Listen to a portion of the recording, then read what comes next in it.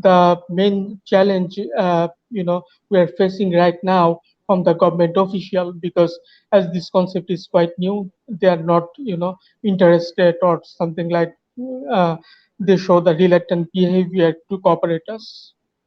And this is despite telling them that it's cost efficient for Exactly. them, Yeah, they are right? very much interested in the big funded project rather than the small scale project. Right, right. Yeah. That's bureaucratic problems always to change Yeah, those mindsets. exactly.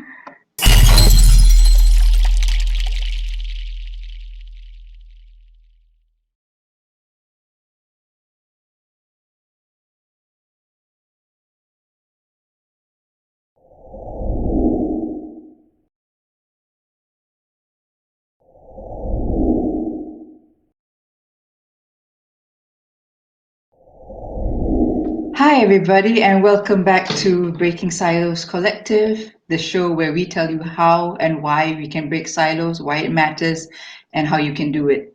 My name is Sophia Jamil. I am the East West Center's XPD Ambassador for Southeast Asia and also the co host for this special Breaking Silos Collective series, Breaking Silos with Innovation Fellows. As mentioned in the introduction, this series is done in collaboration with the East West Center in Hawaii. And our episode for today is one out of 15 episodes where we will be speaking to the East West Center's 2021 Innovation for Sustainable Development Fellows and know more about their innovative projects. And these fellows are young professionals under the age of 40 and are in various sectors: the arts, the environment, education, health, and disaster resilience sectors. And they all come from various countries around the world.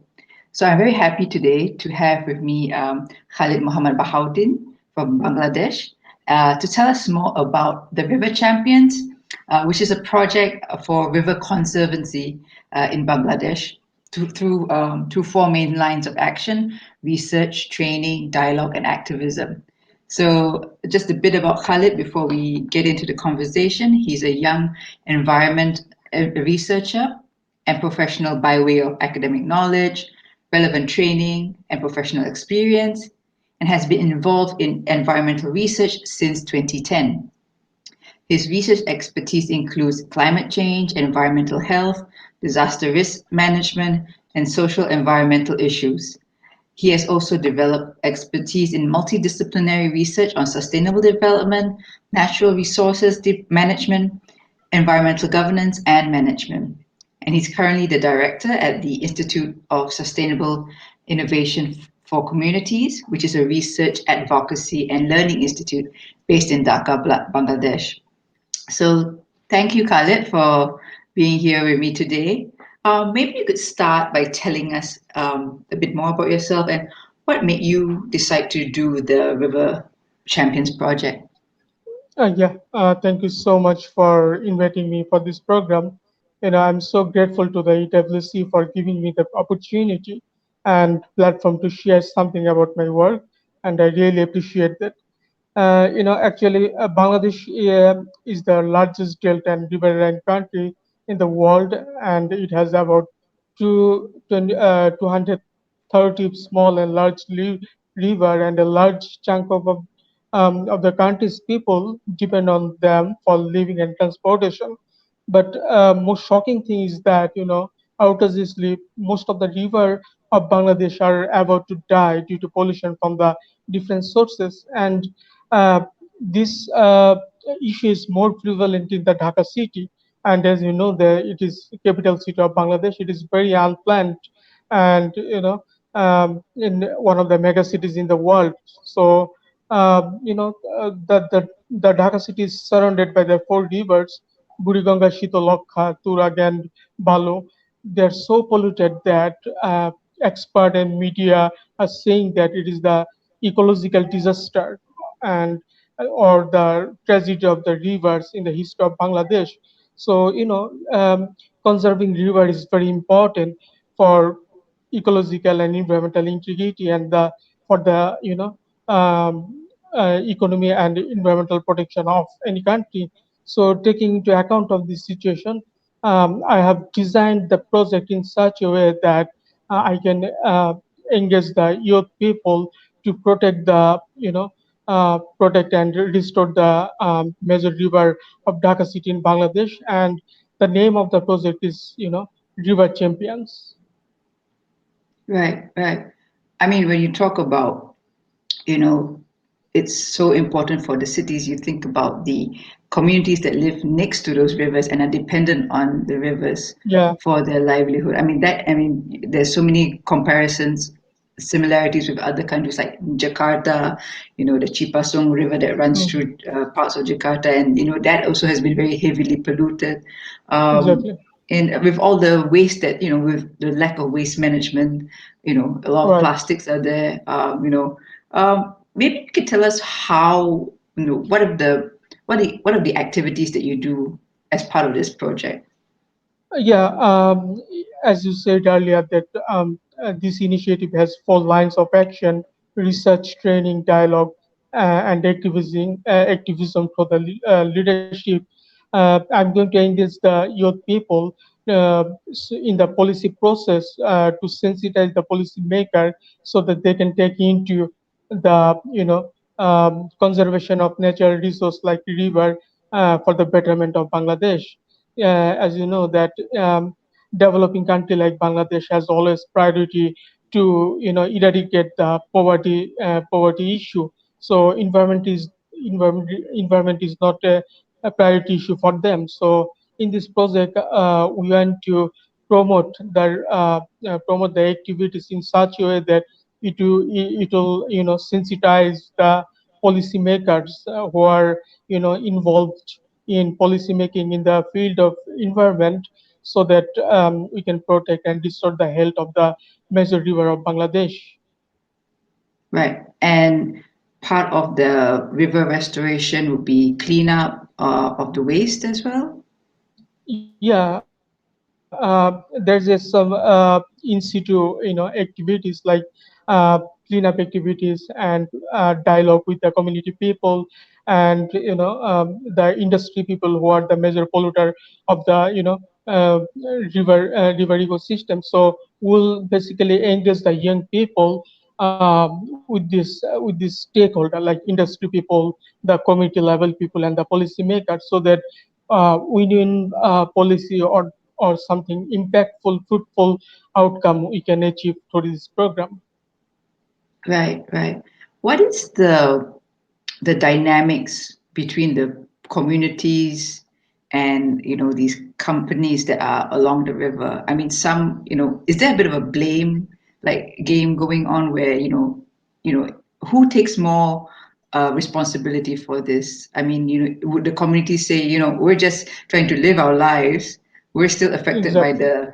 the Mm, industries who are just not living there. mm. So what was the dynamics there?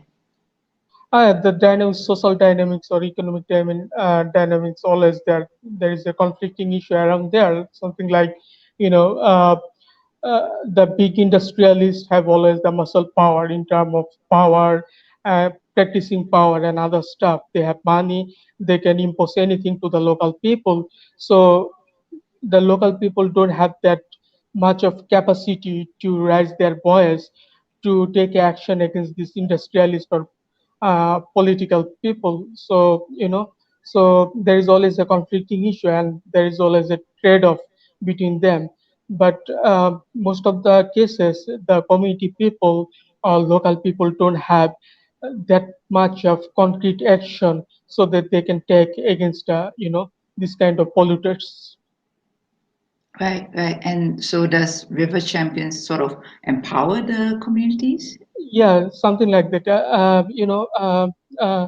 I have designed the project in such a way that I can take the majority of the stakeholder from the youth community, so that youth are the change maker of any society. So I want to utilize their talent and time and capacity to sensitize and to promote the action, so that integrated approach with the community people and young people can take to sensitize and make awareness to the major polluters surrounding the river. Okay, interesting. Um, so I think also you do part of your work is also a technology that converts plastics into fuels. Yeah, And yeah. is that also part of the project? Yeah, right now I'm working on a waste management project. It is something like transforming the waste plastic into the resource. We are going to produce some fuel such as octane, diesel from this waste plastic. So um, it's kind of demonstration pilot. We are set up. We have set up in the remote area of the Dhaka city, and we are getting very promising result from that. Okay. How long has that pilot project been on now? Yeah, we have started this project at the beginning of this year. So, yeah, so far we are getting the promising result from this project, and but despite of many challenges, we are on track to achieve something good for the community and the economy of Bangladesh. Okay, okay. And we have some questions from your fellow group members in the fellowship. I'll just raise some of the questions they asked relating to your project. One, Mhm. there are a few questions relating to this plastics fuel technology. Team Demi Laut from Malaysia asks, what types of plastics do you use, and would the pyrolysis process produce any toxic waste? If so, Yeah. what's your SOP in disposing them sustainably? And can this process lead to building construction materials, example bricks? Exactly. We are in this in our initiative in our project waste plastic to energy. We are converting several type of plastic waste such as PE, polyethylene, polypropylene, PP, polystyrene, PS, and polyethylene tetraphthalate (PET) into the fuel. It is converted into liquid fuel using first pyrolysis. In addition to that. Uh, you know every developed work has a negative impact, but we have developed this technology in such a way that it is very environmental friendly. We have invented a smoke refinery system which is able to neutralize many harmful chemical elements produced during the process before discharging into the environment, such as carbon dioxide, carbon monoxide, sulfur monoxide, sulfur dioxide, and sulfate. So this technology, the refinery technology, is quite new in this field. So uh, impairing the environment or compromising the environment with development work is not that way. We are neutralizing very harmful substance in our production process. Right, right. Okay. And Yul Fitri from Indonesia also in the same page is asking if there are any advantages and disadvantages of using fuels from plastics. Yeah, some researchers found that less than 5% manufactured plastic is recycled each year. This plastic riddles our ocean, and researchers say that it would take more than 450 years to biodegrade it if it ever did. But our facilities that would partake in plastic to fuel transformation have the potential to bring many new jobs, significant economic output, and this could improve our economy while also providing new ways to reuse plastic and save our environment. And you know that our innovative method could also be cheaper than current recycling, method. Currently, it is must be mentioned that currently it costs about $4,000 to recycle 1 ton of plastic bag. In this often leads to burning plastic or disposing it in the landfill to avoid this high expense. But our technology is very cost effective and very inexpensive to transform the waste plastic into the fuel. And other most important thing is that we are not using the natural resource. Our resources from the waste plastic. So based on the economic evaluation of our production process, it is quite cost effective and without compromising the environment. Right, right. And disadvantage is it depends on the production, how you design the production process.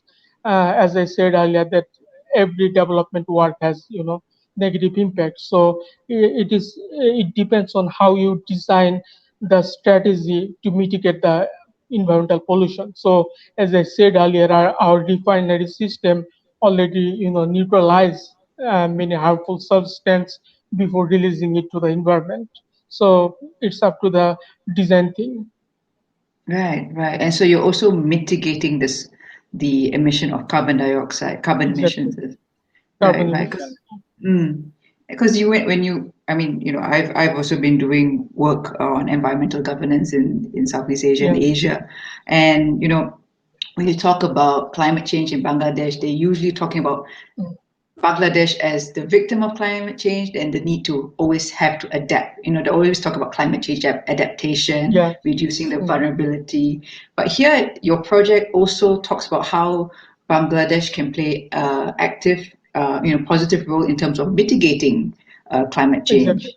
Yeah, and you're also reducing the vulnerability by cleaning up the river and so forth. So Yeah. yeah. Yeah. Mm. In Bangladesh, there is no much work in the mitigating the impact of climate change. Most of the work are based on the adaptation measure. So um, we should work in the mitigation area so that adaptation can complement the mitigation and vice versa. So this is the step to uh, to start in this way.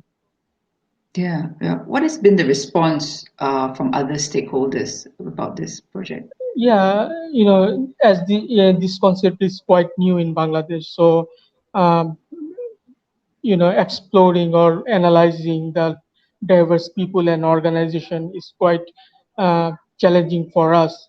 Something like stakeholder mapping. So we are trying to explore it. The main challenge, we are facing right now from the government official, because as this concept is quite new, they are not, interested, or something like they show the reluctant behavior to cooperate us. And this is despite telling them that it's cost efficient for Exactly. them. Yeah, they are Right, very much right, interested in the big funded project rather than the small scale project. right, right. Yeah. That's bureaucratic problems always to change those Yeah, mindsets. exactly. Yeah. Okay. Well, we've got a few more questions. Oka from Myanmar. He's asking, can this plastics to fuel solution be upscaled, and what will be the process and the possible challenges? I mean, we've just mentioned one is already the Yeah, yeah. reluctancy from some stakeholders. Yeah. Yeah, yes, it is easily scalable and replicable in different cities around the world. And it is very much important to note that the end life does not equate the end of impact. In fact, because plastic materials persist and pollute long after their intended use, it has become clear that there is no such things as end of life for plastics. Depending on what plastic types are, it may pose significant threat to the environment and to the climate when it reaches to the waste phase of its life cycle. So keeping this in mind seriously, we have developed and approach ahead to eliminate the end life of the waste plastic by leveraging our technological solution, making it value added products. And yeah, it's the technology is quite user friendly and easy. It is very simple, so it can be easily replicable and scalable in other cities. And the challenge we are facing right now is policy challenges, policy environment. We are expecting the promotion of public private partnership which require to be improved in this sector, and there is need to provide incentives linked with, land for facility tax and VAT initiative incentives, soft loan, and free delivery of waste to the recycling, facilities. But these are the challenging stuff we are facing right now. And regarding the partnership, we also think that capacity building of government official required to be improved to receive proper and firm attention from the government official to scale up or replicate this, project. Right, right. Um, so for the resource that you're using is basically waste plastics, plastic Waste plastic. materials. Yeah. Yeah. Is there an issue in terms of, are there challenges in terms of when you're collecting the plastics, separation, the contamination of the plastics? Yeah, most of the plastic materials, overall waste materials dumped in the landfill in Bangladesh. So there is no separation or segregation process or facilities in that area. So we are facing that problem, this waste separation problem. But after that we have redesign our technology in such a way that we don't have to separate or segregate the waste from the landfill or in our facility in our factory. So our technology don't require the separation process. We just collect the waste plastic and and put into the reactor. After some chemical and thermal processes, we can get the intended fuel energy. In terms of the process of converting plastics into fuel, I mean, these are flammable substances. Are there issues in terms of safety? And how would Yeah, you, this would be leading to Ocker from Myanmar again. He has a question on how do you ensure the health and safety of the volunteers, or in broader terms, the people working on the project. there is a safety issue. We ensure the occupation and health safety in our factory. Basically, it is a closed system where we are doing the pyrolysis process, thermal decomposition. So there is no open incineration or open pyrolysis. So safety issues quite low there. But in spite of this, we are providing the personal protective equipment, PPE, and other safety practice and exercise to the factory worker. Okay, okay. And training for the volunteers and workers, how does that go? Yeah, training for the volunteers. Yeah, um, uh, we have offered a different kind of training and orientation program to the volunteers, so that um, they can know well the process and procedure of the waste management, because it is quite new concept in Bangladesh. So we have offered different kind of training and orientation to the volunteers. Okay. Um, Yul Fitri from Indonesia has a sort of a follow-up question to this is, what is the process of recruiting these volunteers? And is there a criteria that you look for in the volunteers? And are these youth volunteers certified or have experiences in the areas that they are helping? For example, in psychosocial support or reconstruction? Yeah, uh, you know, um, youth are the change maker and future generation, and around the world, youth are making positive difference. They are revamping education, improving health outcome, inventing new technology, fighting to save the environment, and building powerful social movement. And contrary to what some might assume, you don't need a lot of experience to be a change maker. So young people equipped with creativity, energy, and fresh perspective hold a incredible power for unlocking the solution to the society's greatest challenge. So we are using the use talent and their creativity in our work. Regarding the selection criteria, we have selected the university students, most of the youth of the university student, and after selection process, we have provided them the training, intensive training, orientation, mock drill, and other safety issues before sending to the field. Okay. Are these students in the university working on environmental management or environmental science or other No, fields? other anyone can interested, if interested they can join in our endeavor. So we have intensive, we are offering intensive training programs so that we can groom up them and train up them before sending them to the field. Okay. And what has been the response so far? Yeah, the youth of Bangladesh are very much interested and eager to work in different social causes. So they're showing very, enthusiasm and keen interest to join our, project or initiative. Right, right. Okay, that's good. Um, we have another question from Team Demi Lawood, and this is more related to stakeholder community engagement. What do you think about virtual outreach for interviewing low income communities, and what are the challenges that you may foresee? And secondly, how would you adopt and sustain a shadow network?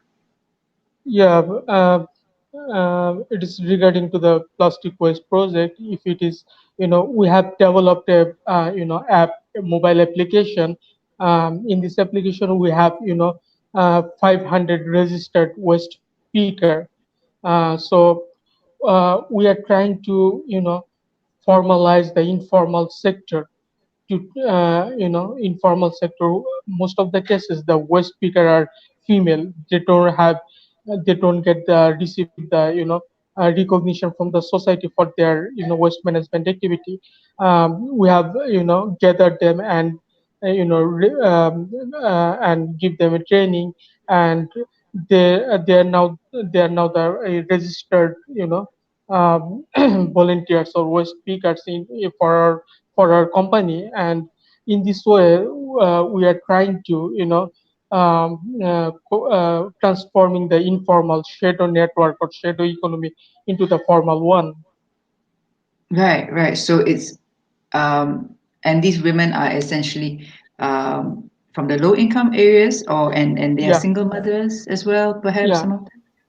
yeah, Okay, most great. of the they're very poor and single mother. Yeah, Right, right. So this gives them a bit more of a not just economic empowerment, but sort of like a community to work with and support yeah. themselves. Mhm. We thought that we are dignifying the women's life and livelihood for this project. That's great. That's great. Um, Delga from Mongolia has a question that's a bit, I mean, a bit more general. Beyond the, plastics to fuel conversion, what do you see are the main global trends or the new technology available with regard to eco-friendly alternatives to using plastics? Yeah, many corporate or multinational company are taking initiative to use the eco-friendly materials. So this is very appreciable. But most of the cases, the eco-friendly product or eco-friendly materials are not durable, or they're very expensive. So in this way, but uh, they're proposing or offering different kind of program which is beating the plastic pollution. In this way they are promoting the eco-friendly product. So yeah, but we should have to do more research on eco-friendly products so that it would be cost effective, inexpensive, and we can use for the long lasting way. Yeah, because I was thinking about this, before we had this conversation. As much as there's the talk about these eco-friendly alternatives, the there's still going to be plastics, especially in the Yeah, this, developing yeah. world. Mm, It's still cheaper to use plastics, and people are still going to use mm, plastics. So a right, technology like fuel to plastics will still have relevance for several decades before right. eco-friendly solutions, alternatives are used on a mass scale. I think Mm, would you agree with that? yeah, Yeah, yeah. Um, what So in light of all these, light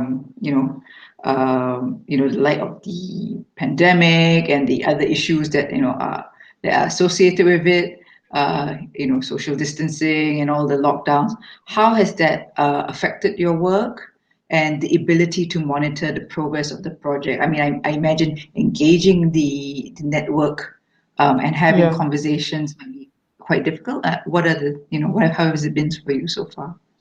Yeah, the COVID situation is the worst in Bangladesh right now. Entire country is under the strict lockdown. So, as per government guideline, we have to pause our operation. But we are working from home, and we get connected with our stakeholder to the mobile and internet connection. So, but yeah, COVID is disrupting our operation overall. What do you see as the likely outlook for the next year or so, of the next few months, if any? Yeah, at this time we are trying to, preparing a strategy or action plan how to work in the emergency situation. So, yeah, we are trying to develop so that we can come up with a solution how to work in the, in any emergency situation. Right, right. That's great. That's great. So, like, to just like wrap up our conversation, I have this question that I usually ask all the guests that come on the show. What does we're called the Breaking Silos Collective. So, what does breaking silos mean to you, and what advice would you give someone who wants to break silos in the area of sustainable development? Yeah, for me, it's all about the cooperation, communication, and collaboration. I think it is an effective strategy that break down the silo approach into creating a unified vision, working towards common goals, cross-learning, and sharing the ideas, plan, and implementing them effectively. I know many of my fellows working in the field of sustainable development through different advocacy programs for influencing people, policy structure, and system in order to bring the change and communicating with you know with the people, media, and those in power, and persuading them to act in more just, equitable way. You know, Advocacy is very much important to achieve the sustainable development goals. And but we need a change. But we need people fear of it. People fear of the change. At this point, we need advocacy. But I strongly think that we should pursue advocacy with valid scientific and evidence-based information. Unless that, disinformation may lead to unrest, disrespect, distrust, and an environment which lack of understanding and compassion.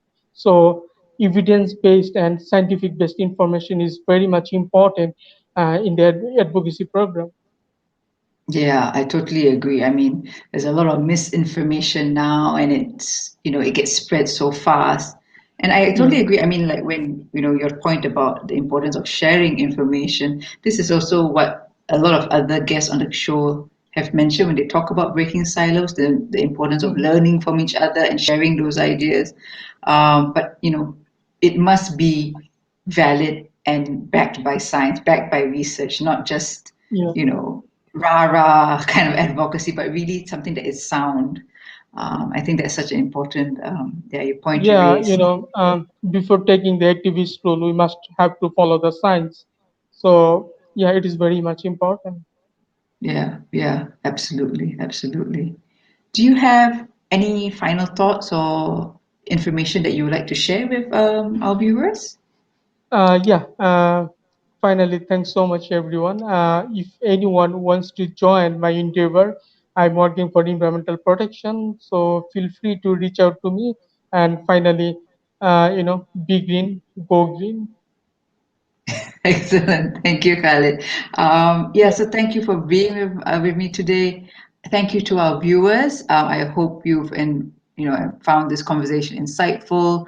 And if you'd like to know more about Khalid's work and the River Champions project, do check the links in the description below, and there'll be contact information to get in touch with Khalid.